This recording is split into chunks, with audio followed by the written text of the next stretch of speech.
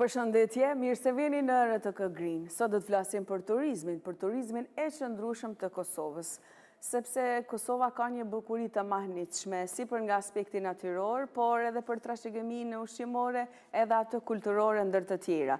Megjithatë, tashmë turizmi i qëndrueshëm është pyetja kryesore që po bëhet në botë dhe a ka Kosova një strategji të tillë? Si është duke u zhvilluar turizmi me gjitha këto nevoja që tashmë i ka edhe turizmi i brendshëm, por edhe ai i jashtëm gjithashtu. E sigurisht që mbetet ajo fjalia më e famshme, kështu që Kosova nuk ka deti, kështu që ne i kemi pyet e kemi turizmin malor apo ekoturizmin. Prandaj sa i qëndrueshëm është dhe si është duke u zhvilluar krahas këtyre nevojave që janë duke lindur aktualisht. Sot do të flasim në këtë emision e që të ftuar kam kryetarin e Unionit të Turizmit të Kosovës, zotin Baki Hoti. Zoti Hoti, mirë se erdhe. Faleminderit për ftesën. Me shumë kënaqësi. Nga ana ime e majtë kam zotin Agronikçi, që është ndërmarrës dhe kryetar i shoqatës së pyjeve private të Rrugovës. Mirë se erdhe zoti Nikçi. Për ftesën. Me shumë kënaqësi. Dhe kemi zonjën Fjolla Kurti, është drejtuese e biznesit hotelier ndër të parat. A mund të them kështu? Ndërmjet zonja, ndërmjet parat? Maria, përshëndetje, faleminderit shumë për ftesën. Më e suksesshme, ha? Kush e ka thënë? Unë kam thonë edhe Ju po e thoni aty rajoni. Shumë mirë, shumë bukur. Pra me një frymë të tillë ta fillojmë emisionin e sotëm. E natyrisht që unë do të doja ta filloja pra në aspektin e Unionit të Turizmit të Kosovës, se si janë bërë këto përgatitjet për turizmin aktual, sidomos ekoturizmin, nëse keni plane e strategji të tilla. Edhe njëherë faleminderit për ftesën. Unioni i Turizmit të Kosovës, ju dini që është jashtëzakonisht aktiv se përket pjesës së zhvillimit dhe promovimit të potencialeve të turizmit të Kosovës. Unë mund t'ju them që edhe në bazë të Institutit Statistikor të Kosovës, Kosova ka shënuar rritje të numrit të vizitorëve. Ju e dini që kemi përmbyll vitin 2024 me një rritje mbi 36% rritje të numrit turistëve. Po ashtu nëse shikojmë edhe këtë muajin e kaluar në raport me njëjtën periudhë kohore të vitit të kaluar, atëherë kemi një rritje prej 8.4%. Dhe kjo është diçka pozitive për gjithë, sidomos për industrinë e turizmit, kur dihet që turizmi përfshin shumë industri tjera dhe kjo është një motor i gjitha industrive. Andaj, lidhur me këtë, ju e dini që edhe apelet tona janë ndaj institucioneve që të fokusohen në zhvillimin e turizmit, në mbështetjen e komunitetit, njëkohësisht edhe në përpilimin e planeve strategjike, por edhe të politikave stimuluese, të cilat ndikojnë direkt në turizmin e qëndrueshëm, pra në zhvillimin e më të madh të turizmit. Sot që po flasim, Kosova tashmë është në paketat e përfshirë, në paketat turistike ballkanike dhe evropiane, shitet nga shumë turoperatorë ndërkombëtar, të cilët sjellin grupe turistike në Ballkan dhe në Evropë, kështu që është fat i mirë që edhe Kosova tashmë është përfshirë në këto ture ballkanike, duke analizuar pjesën e viteve të kaluara, një kohë më herët, kur Kosova ishte vetëm tranzit, ndërsa sot Kosova është një destinacion dhe mund të themi që jemi në hapa të mirë drejt zhvillimit të turizmit qëndrueshëm dhe rritjes së numrit të vizitorëve. Normalisht që për këtë duhet një angazhim shumë i madh edhe institucioneve, edhe i gjitha akterëve të industrisë turizmit, me qëllim që të gjitha industritë, nëse dikush mund me bë vetë diçka, industria e turizmit kërkon partneritet dhe kërkon bashkëpunim. Edhe bashkëpunim po mendon ndërmjet të vetë sektorit apo pak më zgjer, edhe institucional publiko-privat? Nuk diskutohet që përfshirja e vetë pushtetit qendror dhe atij lokal është e domosdoshme sa i përket koordinimit dhe nxjerrjes pa të nevojave dhe kërkesave të cilat i ka ajo zonë ose ai komunitet. Normalisht që përfshihet edhe komuniteti duke diskutuar me komunitetin dhe duke marrë mendimet për shkak se këta janë ekspertë të fushës të lamive të ndryshme, të cilët dhanë rekomandime për nevojat të cilat i ka kjo industri në pjesë të ndryshme. Për shkak se nëse ne analizojmë, kemi për shembull, për i marrë dy raste, kemi Prizrenin, qytetin e Prizrenit dhe qytetin e Pejës. Andaj tjetër potencial ka Prizreni, tjetër potencial ka Peja.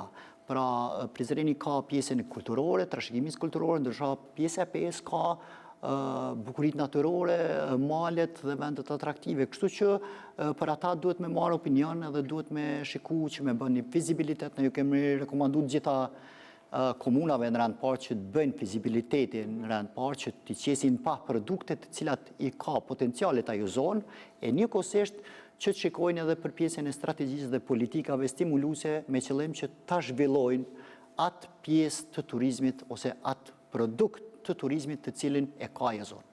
Faleminderit shumë, sigurisht kur e përmendi pra aspektin natyror, e përmendi rajonin tuaj, atje ku edhe zhvilloni aspektin hotelier e biznesor si ndërmarrës, edhe agrobiznes gjithashtu, por edhe në aspektin e pyjeve, se pa ato pyje nuk ka kuptim as vetë turizmi. Po a është vërtet kështu ka që qëndrushëm në aspektin e biodiversitetit dhe të natyrës, që mund vinë turistët?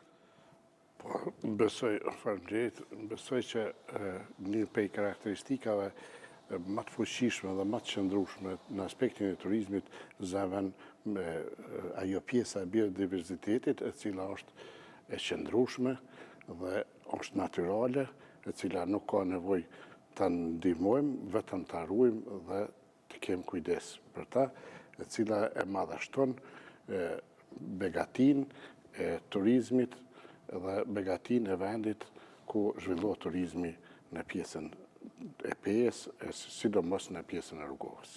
Rrugova sa po arrin të mbroj ato zona të cilat mund të krenohet, jo vetëm për turizmin e brendshëm, por edhe për këto rrjete për shembull që vijnë nga jashtë, përmes agjensive ose edhe përmes grupeve. Unë besoj shumë se qasja e mirë e bën edhe vendin e mirë. Domethënë edhe musafirët e mirë. Një qasje nuk është bën e duhur në shpallën e parkut nacional që ka menduar se gjoja ajo është e runë ma fort, mirë po askush nuk mund e runë vendin si që runë vendorët dhe që që trajtojnë vendorët. Ne po besojmë që na vinë ditë më të mira, kemi filluar që nga fillimi pas luftës me bizneseve tanake dhe kur në kohën kur o formu Unioni i Turizmit apo Oda Hoteliere, pa marrë parasysh, këto na kanë gjetë dyqysh në kom të ecë neve, sepse kemi fillu qysh herët dhe me ato sfidat kanë fillu të përmirësohen. Me këshilla, me sugjerime, njerëzve me përvoj, dhe natyren qysh na ka falë Zoti edhe ushqimet i kem tradicionale cilat nuk mund të ndryshojnë për posa saj shijes që kanë në atë vend atje, dhe natyra sigurisht, infrastruktura ka fillu, ashtu zhvillu deri një mos, nuk jem të kënaqur me ta, e sidomos me rrugën kryesore cila është kanjon i bukur dhe ka vlera, kërkojmë nga shteti që të ketë një përkujdes për ata banorë atje dhe të na bën një mrekulli me gjitha mrekullit tjera që Ju tha që keni ecur moti, prandaj s'u ju mbështesin. Po me biznese vetanake, familjare, me ato forca që kemi pas dhe kemi mujt, kemi arrit deri aty ku ka vende për përmirësime, ka vende për ide të reja, po mos t'jem ai që veç kom rak më lyp, se edhe profesionin e kom më lyp për tjerë jo për veti, kështu kem nevojë edhe për ndihmë. Cili është profesioni të lypësh për tjerë dhe jo për veti? Po, përfaqësuesi i këshillave lokale, kështu që duhet interesat e popullit t'i kemi në rend parë, tona personale. Zonja Kurti, faleminderit edhe njerë që e këtu se po e begaton këtë atmosferë dhe këtë bisedë, sidomos të flasim që po konsiderohet si një prej grave të cilat kanë lënë gjurmë në turizmin lokal. Faleminderit shumë për ftesën. Po, jam shumë e rinë këtë biznes, 28 vjetë i kam, amo që 6 vjetë na operoj me biznes në Rrugovë, edhe jam mesin e Rrugovës, në zemër të Rrugovës, që thuhet, në fshatin Stonkaj. Kem biznes familjar, edhe që gjithë familja punojmë atë. Qka ka diçka të veçantë që ju po e ruani në traditën edhe natyrore, por edhe ushqimore edhe familjare gjithashtu? Ato që apo e ruajmë na është ushqime tradicionale që i bëjmë tamam tipike rrugovase, edhe mikpritjen që e kem tamam tradicionale, sikur që vjen në shtëpi me të prit, me buzëqeshje, me atë vullnetin që e kem krejt familja. Po, kur flasim për turizëm të qëndrueshëm aktualisht në botë që flitet se sa për shembull ne do të jemi në gjendje që t'i ndërtojmë këto edhe shtëpizat, por edhe hotelet e gjithçka tjetër konform natyrës që është ashtu. Kjo është, domethënë, duke u respektuar në zonat tuaja. Po. Ndërtimet janë duke u respektuar, krahas pra nevojave që i ka natyra, qëndrueshmërisë, aspektit ekologjik, biodiversitetit. Kisha minimu pak fjodës, kështu që pas kalimit e planit hapësinor regulativ në Parkun Nacional në Rugov, atëherë veç janë kriteret cilat, në bazë cila kriteret dhe kushte duhet të punohet. Kështu që Komuna e Pejës ka fillu në pëlqimin, dhënien e pëlqimeve të lejeve për ndërtim, dhe kriteret janë të caktuara cilat, dhe për ata që duhen të ndërtojnë objekte më të mëdha dhe më të larta, janë kritere tjera që lejet merren në Prishtinë, dhe gatishmëria e njerëzve për të ndërtuar atë vend është më e madhe edhe më shpejt se sa legjislacioni në fuqi. Po a janë të njëjtit njerëz që kanë futur në parkun e juaj zonë mbrojtur, ata njerëz që japin leje që po thuan Prishtinë për hotele më të mëdha? Domethënë të njëjtit njerëz ndoshta që nuk e kanë fort idenë se si është turizmi malor aty? Nuk e kanë cungu, një kohë e kanë cungu ata njerëz, sepse s'ke pas ku me nxjerr lejen, s'ke pas ku me marr fonde, ajo ka qenë një pengesë e zhvillimit mirëfillt. Mirë, po tash edhe përkundër dëshirës popullatës që nuk kanë pas qefë që në shpallë park, sepse pronat tona kanë qenë shenjta dhe shenjta do të mbesin prapë. Ata janë në menaxhimin e komunës, komuna do ta ketë një kujdes më të veçantë, mirë po zhvillimi i hofshëm, i mirëfillt, i organizuar ka munguar deri tash për shkak të legjislacioneve në fuqi. Po e ndjekim një kronik edhe që do të flasim për turizmin e qëndrueshëm edhe për rrjetin global të turizmit të qëndrueshëm, çka do të thotë dhe cilat janë ato standarde dhe nevoja që tashmë i ka turizmi malor, ekoturizmi, aq më shumë që Kosova pra e ka turizmin të varur shumë edhe në aspektin e pyjeve dhe të natyrës. E rikthehemi pastaj në studio dhe të kuptojmë se si është Kosova në këtë pikë.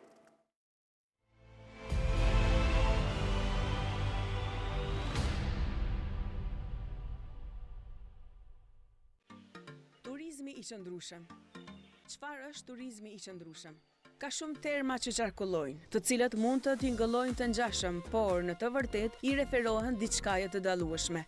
Përkufizimi i turizmit të qëndrueshëm. Turizmi i qëndrueshëm i referohet praktikave të qëndrueshme në dhe nga industria e turizmit. Është një aspirat për të pranuar të gjitha ndikimet e turizmit, siç janë pozitive ashtu edhe ato negative. Synon të minimizojë ndikimet negative dhe të maksimizojë ato pozitive. Ndikimet negative. Ndikimet negative në një destinacion përfshin rrjedhje ekonomike, dëmtim të mjedisit natyror dhe mbi popullim për të përmendur disa. Ndikimet pozitive.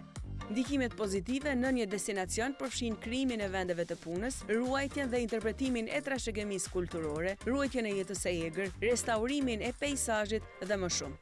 Ndikimet aktuale, të ardhshme ekonomike, sociale dhe mjedisore.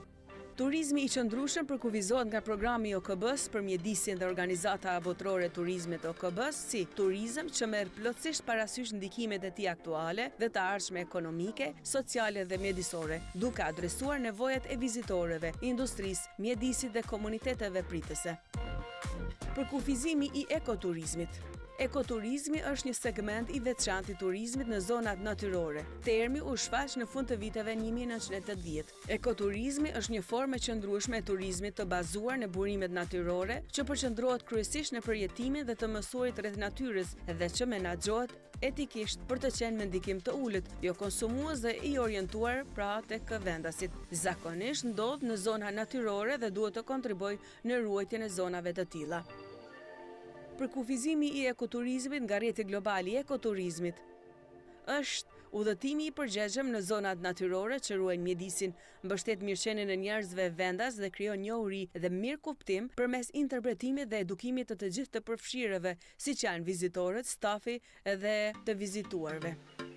Përkufizimet e udhëtimit të përgjithshëm.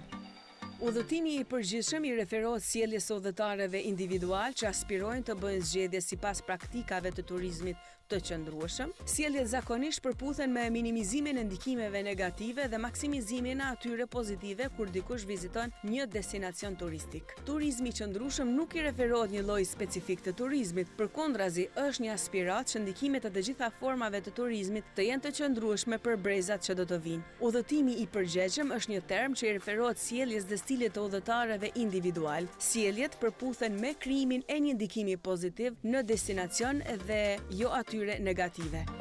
Turizmi i qëndrueshëm dhe kriteret e Këshillit Global të Turizmit të Qëndrueshëm.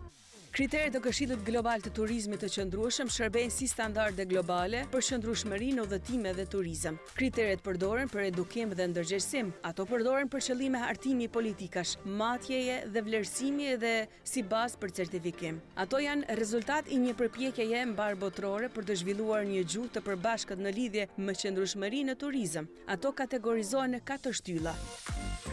Menaxhimi i qëndrueshëm, ndikimet socio-ekonomike, ndikimet kulturore dhe ndikimet mjedisore. Këto standarde u ndërtuan mbi dekada punë të mëparshme nga ekspertë të industrisë në të gjithë botën. Gjatë procesit të zhvillimit, ato konsultuan gjithësisht si në vendet të zhvilluara, ashtu edhe në ato në zhvillim, siç është Kosova. Së fundmi, kriteret e Këshillit Global të Turizmit të Qëndrueshëm janë qëllimet fillestare që bizneset, qeveritë dhe destinacionet duhet të arrijnë: kulturën, mjedisi, zakonet dhe ligjet e tyre. Prandaj, kriteret janë të hartuara për të përshtatur kushteve lokale dhe për të plotësuar me kritere shtesë për vendodhjen dhe aktivitetin specifik. Ekzistojnë 3 grupe kriteresh.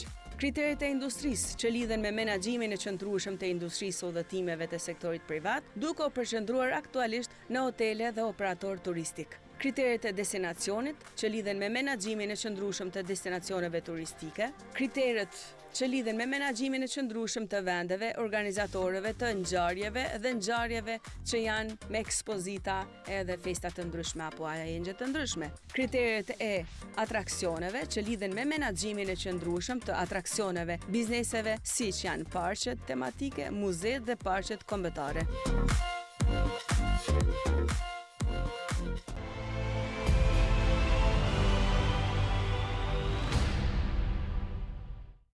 Rrjeti global i turizmit të qëndrueshëm dhe i ekoturizmit e ka ndryshuar krejtësisht pra mënyrë se si tashmë edhe zhvillohet turizmi, sa është i qëndrueshëm, ndikimet në mjediset e tjera. Prandaj unë do të doja, zoti Hoti, që t'ju pyesja juve se pra i keni përafruar këto standarde, ndoshta ju vetë si union, lidhur me turizmin e qëndrueshëm, ndikimet në mjedis, jo vetëm për vendasit, po për ata që vinë nga jashtë, të kuptojnë cilat janë këto nevoja lokale të turizmit mjedisit. Shumë mirë u potencua dhe gjatë klipit tuaj që për turizmin e qëndrueshëm janë esenciale pjesa standardeve. Pjesa e mbrojtjes të ambientit dhe shumë elemente tjera. Edhe ne si Unioni i Turizmit të Kosovës mundohëm me suportu bizneset sa i përket pjesës standardizimit të industrisë turizmit. Ju e dini që edhe në kohën e pandemisë na kemi certifikuar 54 biznese me certifikatën Safe Travel, që ka qenë një certifikat mbrojtëse sa i përket pandemisë COVID-19 dhe masave ndaj pandemisë COVID-19. Dhe vazhdojmë më tutje. Tashmë kemi dikun mbi 54 standarde të adaptuara nga Bashkimi Evropian sa i përket industrisë turizmit, dhe kjo është shumë pozitive. Po ashtu edhe legislacioni, si që është ligji i turizmit, strategjia, por edhe udhëzimet administrative janë duke shkuar në këtë drejtim, pra për të ndikuar sado pak në pjesën e një zhvillimi të mirëfillt të turizmit, pra një zhvillim të qëndrueshëm të turizmit. Normalisht që në kuadër të kësaj ka sfida prej më të ndryshmeve, si do që tjetë me partneritet e përmenda dhe më herët, me bashkëpunim me secilin, qoftë me institucionet qendrore ato lokale, por edhe me komunitetin e biznesit, cilët kanë dhënë jashtëzakonisht shumë nga vetja e tyre sa i përket zhvillimit të turizmit të Kosovës. Me gjithë këto resorte, me pjesën e ruajtjes kulturës, ushqimeve tradicionale tona, të shumë mikpritjes që mundohen me suportu, mundohen me dhanë maksimumin vetë, por edhe në aspektin e mbrojtjes, si që përmend më herët, të territoreve të tyre, pra të pozicioneve, të vendeve atraktive të cilat janë në ato rrethë, në ato zona. Mendoj që jemi në hap të mirë për të ecur përpara, dhe t'i bashkangjitemi edhe shteteve tjera të cilat i kanë të zhvilluara. Megjithatë, tash e keni pa për shembull në vende si Barcelona të tjera ku turizmi është shumë masiv, po protestohet që të ndalet shkurja turistëve sepse po ndikojnë në jetën e tyre, por në jetën e tyre sociale, por edhe kulturore e mjedisore. Prandaj tash kur nuk kanë mundësi ndoshta të shkojnë në vende të tjera si Barcelona, edhe Venecia, njerëzit mund të shpërndahen diku tjetër. Ne kemi parë që vinë grupe të ndryshme. Sa pra unioni juaj është i njohur si duhet të sillen njerëzit në mjedis, në natyrë, që të mos dëmtojnë natyrën, sidomos parë që të rëndësishme të mbrojtura zonat të tjera. Normalisht unë mendoj që kjo në rand parë në ata kanë neve si qytetarë. Pra ne duhet jemi ata të cilët nuk hudhëm mbeturina në për vendet e pa vend, e sidomos në vendet turistike ose në shtigjet ose në rrugët ku kalojnë një numër i konsiderueshëm i vizitorëve, për shkak se jep një imazh jashtëzakonisht të keq. Ne kemi rekomanduar edhe në institucionet arsimore, sidomos tek shkollat fillore, fillohet ky proces dhe të bëhet një elaborim, një edukim i fëmijëve tanë për pjesën e mbrojtjes ambientit, e njëkohësisht për të vazhduar pastaj me një kampanjë sa përket mbrojtjes ambientit dhe ndikimit të burllogut për quaj në aspektin turistik. Fundi fundit, çka të bëjmë mirë, bëjmë për vete, çka të bëjmë keq, e dëmtojmë veten. Dhe është mundësi shumë e mirë që ne po e shohim, s'po shkojmë në Barcelonë, por po nalim në Tiranë, në Shqipëri, po e shohim numër rekord të vizitorëve, të cilët nga gjithë bota po vinë jo vetëm në sezonin e verës, por gjatë 12 muajt vitit. Andaj Kosova ka një mundësi të ardhë që të shfrytëzojë këto partneritete edhe me agjencionet e Shqipërisë, që shumë grupe që vinë për turizëm kulturor në Shqipëri jashtë sezonës verore, atëherë të kalojnë edhe në Kosovë për 1 ose 2 ditë qëndrimi. Dhe kjo ka zgjuar një interesim dhe është në rritje sipër. Unë thash që shumë agjenci ndërkombëtare tashmë Kosovën e kanë si destinacion dhe është shumë mirë. Ne duhet punojmë që mos ndalim me kaq, por të bëjmë edhe më tepër, të vendosim edhe më shumë, edhe të inkorporojmë edhe shumë agjencione tjera turistike. Dhe këto janë ato lëvizjet që ne mundohemi të bëjmë, për shembull siç është famtripi me turoperator që i sjellim për ta vizituar vendin tonë dhe për të pasur takime B2B mes komunitetit. E po ashtu, tash jemi duke hartuar një projekt që t'i ftojmë 20 televizione nga 10 shtete të botës, që të vijmë për një vizitë në Kosovë për 5 ditë qëndrim. Ku do t'i dërgoni? Mendoj që Kosova ka vende mjaft bukura dhe besoj që do të del një eksperiencë jashtëzakonisht e mirë për ata dhe një imazh shumë i mirë që do të pasqyrohet pastaj në dokumentar të ndryshëm ose në për ato media ndërkombëtare që besoj që do të jap një imazh. Ku? A i keni menduar ku? A thënë 5 vende, 5 pika? Jo. Thash 5 ditë. 5 ditë? 5 ditë qëndrimi. Për shembull natyrë. Po shiko, Kosova ka mjaft potenciale, jo vetëm tek pjesa e turizmit malor dhe të turizmit kulturor. Kosova ka një potencial të jashtëzakonshëm edhe sa i përket turizmit shëndetësor. Po, atë mund të flasim një tjetër. Të cilat janë të përfshira në kuadër të këtyre vizitave. Po, ato vizitat shëndetësore janë tjetër, sepse ne po flasim sot për një turizëm edhe të përgjithshëm, po sidomos turizmi malor, sepse Kosova pra e ka përparësi turizmi malor, e ne nuk kemi turizëm detar. Nuk e kemi detin, prandaj ne duhet këtë pikë. Çfarë turistësh vinë te ju? Turistët në trevën e Rrogovës, e të Pejës, janë kryesisht adhurues të natyrës dhe të ushqimit tradicional që kanë njohuri për të ose duan ta shijojnë për herën e parë. Kështu që fillimisht turizmi ka filluar me disa pika. Tash është zhënuar turizmi në Rrogovë.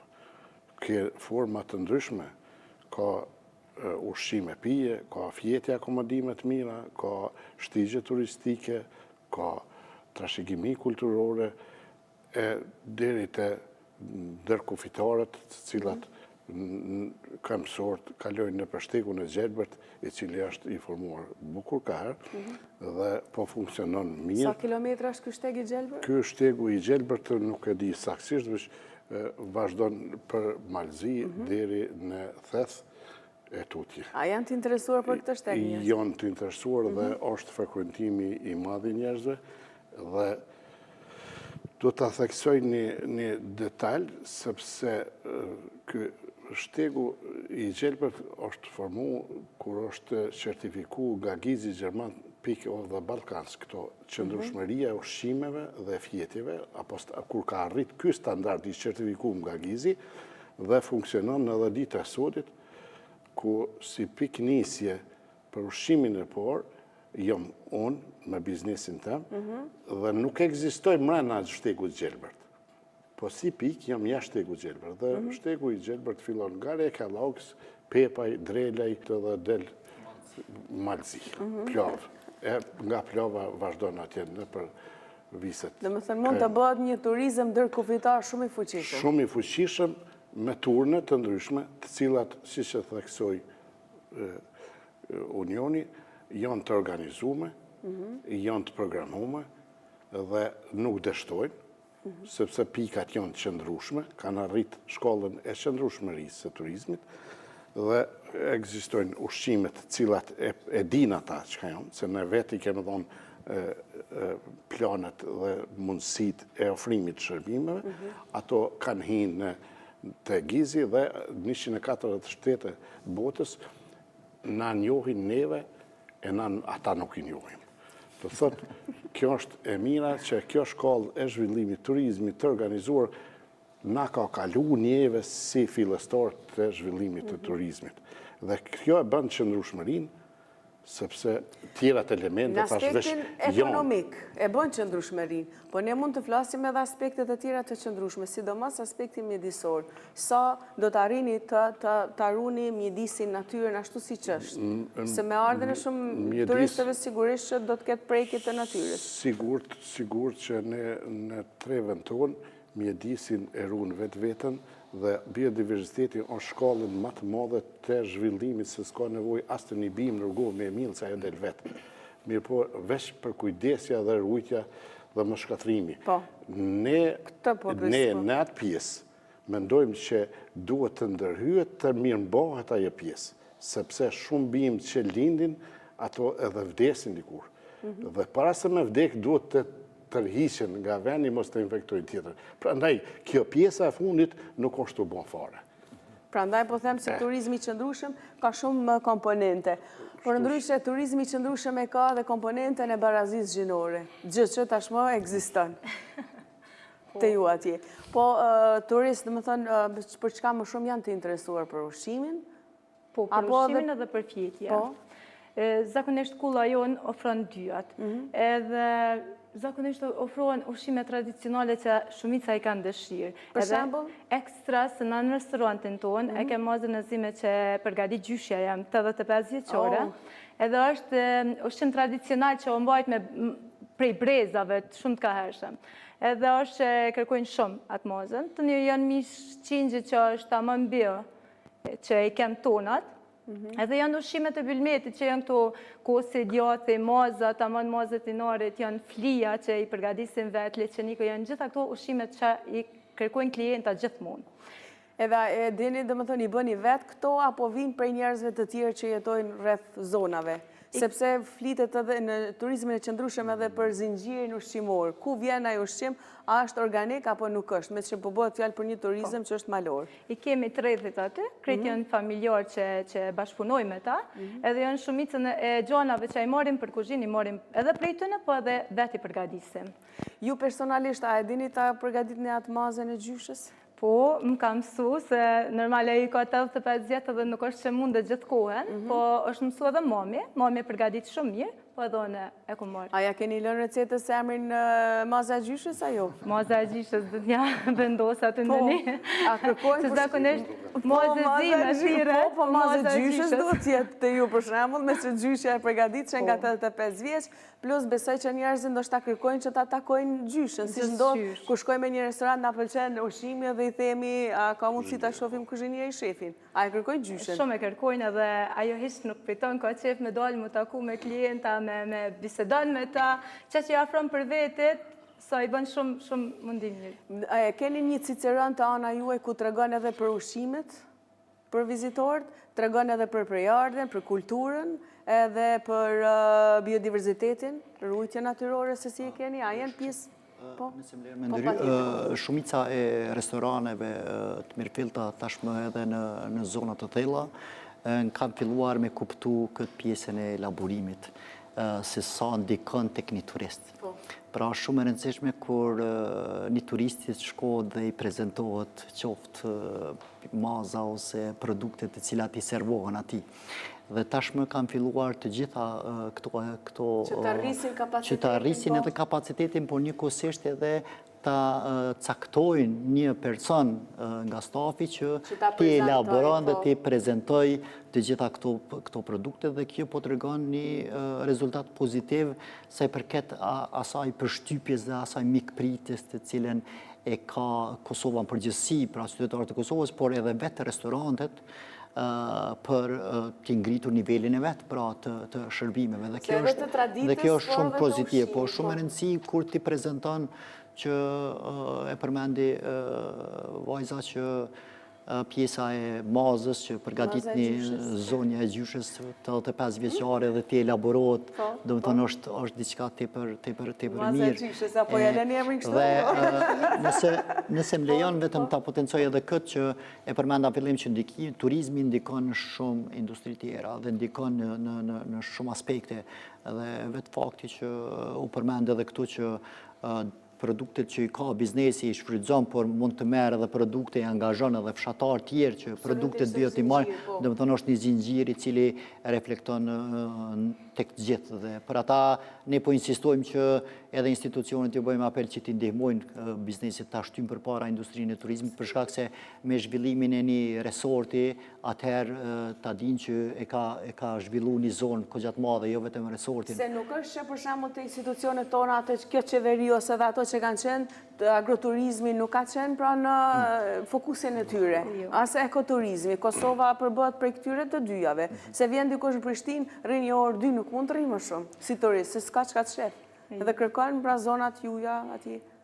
Që agroturizmi besoj jeni duke zhvilluar, por njëkohësisht i keni edhe informatat edhe për ushqimet edhe për produktet. Po, ato gjithsesi duhet me pas se klienti gjithmonë lyp çka na ofron ose çka na shërben ose diçka. Unë gjithmonë ja preferoj mas parit mazën e zime, edhe ja preferoj një pjatë kos mbasojna për puna e yndyrës, se maza është me yndyrë pak. Sa ka yndyra, jo është 3.2, 3.5, 5, të krejt me t'kynë me mazë duhet. 6-7.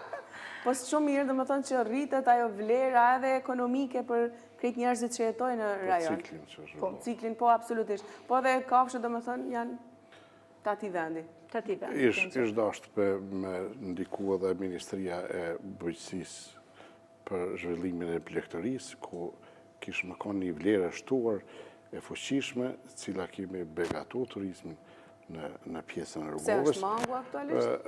Është mangu, sepse kushtet janë të vështira për me mbajt edhe dimnit edhe verës, dhe më kriju stimulim në drejtim, ka drejtimi i bujqësisë, cila kish me nëzon një vend shumë të mirë edhe kemi begatu vendin, se ndrysh është kur unë shkoj në Qoshtë Katrunit atje e blej një kinç, ndrysh është me i pas aty edhe ma afer, ose me pas edhe ma shumë se qka ka. Ka shumë punë edhe ekoturizmi, edhe agroturizmi, por në tërsi industria turizmit. E Kosova nuk ka deti, kështu që ne duhet kujdesemi për këto pika. Kosova nuk ka deti, por ka 12 muaj turizëm. Kështu që në rregullimi, vetëm punojmë edhe të stimulohëm bizneset.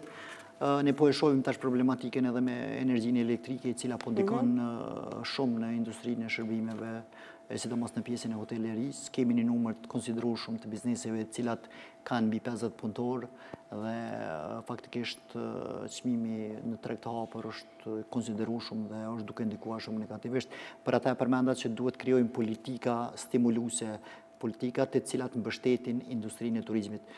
Bizneset në këtë rast nuk kërkojnë vetëm mjete buxhetore që të subvencionohen, jo, kërkojnë politika stimuluese, pra se kemi plot raste të cilat kanë treguar rezultat pozitiv, për shembull, zbritja të TVSH-s, stimulimi i agjensive turistike për të sjellë turist që i paguan ka 14 euro Maqedonia e Veriut. Dhe ka mënyra më të ndryshme që ne s'kemi nevojë që t'i shpikim, por t'i marrim modelet nga shtetet e tjera që janë të implementueshme në Kosovë. Dhe këto janë ato politikat që ne gjithmonë po i përmendëm që ta shtyjmë procesin dhe t'i ndihmojnë komunitetin, për shkak se me të vërtet po e potenciojnë njerë që komuniteti ka dhënë jashtëzakonisht shumë nga vetja vetë se përket investimeve të cilat janë bë për zhvillimin e një zone. Në fund krejt, zona juaj, Rrugova që është fantastike, a keni ju një webfaqe ku i ekspozoni gjitha të mirat kulturore, ushqimore, të trashëgimisë e gjithçka tjetër, ju? Në mënyrë individuale kemi, po nuk janë mjaftueshme dhe nuk mbulon atë mbulesën e shitjes produkteve tona të mirëfillta që ekzistojnë dhe janë në treg. Kjo na mungojnë shumë edhe shumë sene tjera, mirë po dhe i këtu kemë rrinë sa kemë mujtë. Çka ka diçka të veçantë rreth zonës suaj në aspektin mjedisor, për shembull, natyror, pishat? Pishat, se aty ku gjindem në shotin Stonkaj, aty ka pishat gjithka. Edhe pamjen që e kem në atë restorantit e Kulla Rrogovasit, është pamja 320 shkollë gjithka. Plus edhe lartësia mbi detare është 1650. Dhe me thënë pishat, mbi lartësia mbi detare dhe maza gjyshes. Edhe maza gjyshes, dhe jo, po ju këta i si sta, po të kush dalë marë. Unë pastaj vrapoj që aty ndyrën mazën e gjyshes. Tregojo në kamë shku. Të shtegu gjelbëra. Po ju vesh ju kalzo dhe shoqeve tu, ato kur vinë dhe ato e morin veshe, ju kalzojnë edhe 50 tjereve dhe... Po qëllimi ynë është... Marketingu ma i mirë. Po, qëllimi ma i mirë është që të organizohemi bashkë dhe të vlerësojmë turizmin e Kosovës, mjedisin mbi të gjitha, sepse është një vlerë që do t'ju kaloj edhe të tjerve e nuk mund t'a përdorim vetëm për një gjenerat. Që natyra nuk është vetëm për një fotografi, që t'a bëjmë një shkrepje, por është për një jetë më të gjatë, edhe për një zhvillim të qëndrueshëm, ku njerëzit edhe punësohen, edhe zhvillohen gjithashtu, por e ruajnë mjedisin edhe natyrën. Po shpresoj që kemi kontribuar pakës. Faleminderit, pushimet të mbara, takohemi në emisionin e ardhshëm.